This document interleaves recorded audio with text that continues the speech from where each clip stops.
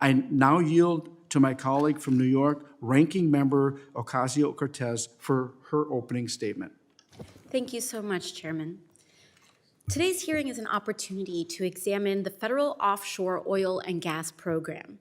The urgency to address federal fossil fuel development is undeniable as we endure the 6th straight week of record-breaking heat waves from Arizona to New York City. As it stands, the United States is the world's #1 producer of oil and gas and the 2nd highest emitter of greenhouse gas pollution. Our public lands and waters contribute nearly 1/4 to those emissions. As the federal government, we have an obligation to make our public lands part of the solution to the climate crisis rather than the problem. The Outer Continental Shelf Act, which allows the federal government to lease lands in our federal waters, was passed to secure national energy security. With the support of federal agencies like the Department of Interior and the Department of Energy, our nation has pioneered offshore technologies that set the global standard. But the current arguments characterizing energy independence lose credibility when you discover that the United States is currently exporting 50% more oil and gas than we did in 2019, all while prices we see at the pump here at home and on our utility bills remain high. Why is that? Companies are profiting off of a volatile global market by pushing domestic prices higher, while communities here at home continue to suffer from the impacts of oil and gas development. That, ladies and gentlemen, is what we call an oil cartel. Let's be clear. Oil companies brought in $200 billion in profit last year, while high energy prices meant that many families struggled to keep food on the table. These companies operate with light oversight and almost total disregard for the substantial pollution they cause, their climate impacts, and the neighboring communities that have become sacrifice zones. So whose security is really at stake here? Let's get into what it could look like to protect our workers. To date, offshore drilling companies have amassed thousands of leases covering more than 11 million acres of federal waters. A staggering 74% of these leases have never produced oil or gas. 9 million acres remain leased but inactive. Despite these massive holdings, these companies continue to seek more. Companies will claim they are creating new jobs, but these claims fall flat as we witness the oil and gas industry systematically automate, shedding its workforce, leaving fuel workers with declining wages and uncertain futures as CEOs take in million-dollar bonuses.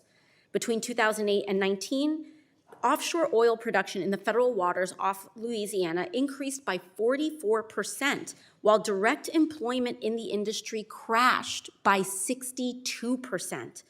A 2020 survey of offshore workers in the Gulf revealed that nearly 50% had been laid off at least once, and 15% reported being laid off more than once. We are producing more oil and gas than ever with fewer and fewer people. For generations, workers in the Gulf of Mexico have risked life and limb to sustain our way of life. But now it's time to build upon that legacy and look towards the future. We owe American workers energy stability and protection, not hollow promises. So I ask again, as our communities lose jobs to volatile oil companies, whose security is really at stake when we talk about energy security and independence? And let's get into what it would look like to protect frontline communities. Gulf Coast communities bear the brunt of these impacts, economic and environmental. These communities experience the booms and busts of a volatile industry. Oil spills degrade fishing grounds and threaten coastal livelihoods.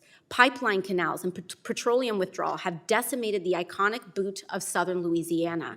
The release of toxic pollutants from industry leads to respiratory illnesses, disease, and higher rates of cancer.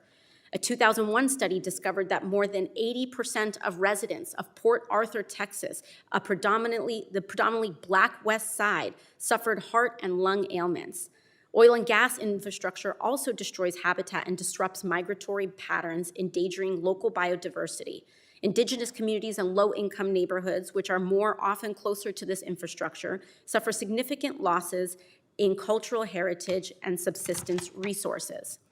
Rather than maintaining the status quo and propping up the fossil fuel industry, Let's invest in the cleanup of the thousands of miles of abandoned pipelines and countless abandoned wells and rigs to create jobs and protect the environment. The Interior Department's recently proposed regulations to hold companies better accountable with stronger financial assurances for cleanup of used wells is a step in the right direction. Last Congress, we signed into law historic investments in climate and clean energy, including long overdue reforms to offshore oil and gas programs and essential investments in renewable energy to further the transition through the Inflation Reduction Act. But that legislation also included a deal to tie future renewable energy to leasing to oil and gas leasing for the next 10 years. This provision forces us to choose continued burdens for environmental justice communities or renewable energy development to fight the climate crisis, a choice that we should not be forced to make.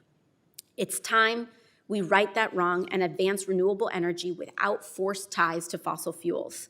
Yesterday, I introduced the Non-Restrictive Offshore Wind Act, or the NOW Act, to repeal that tie and pave the way for clean, union-led offshore wind industry. The stakes are high, the health of the planet and the well-being of the workforce and future generations hang in the balance. I look forward to hearing from our witnesses, and I yield back to the chair. Thank you very much.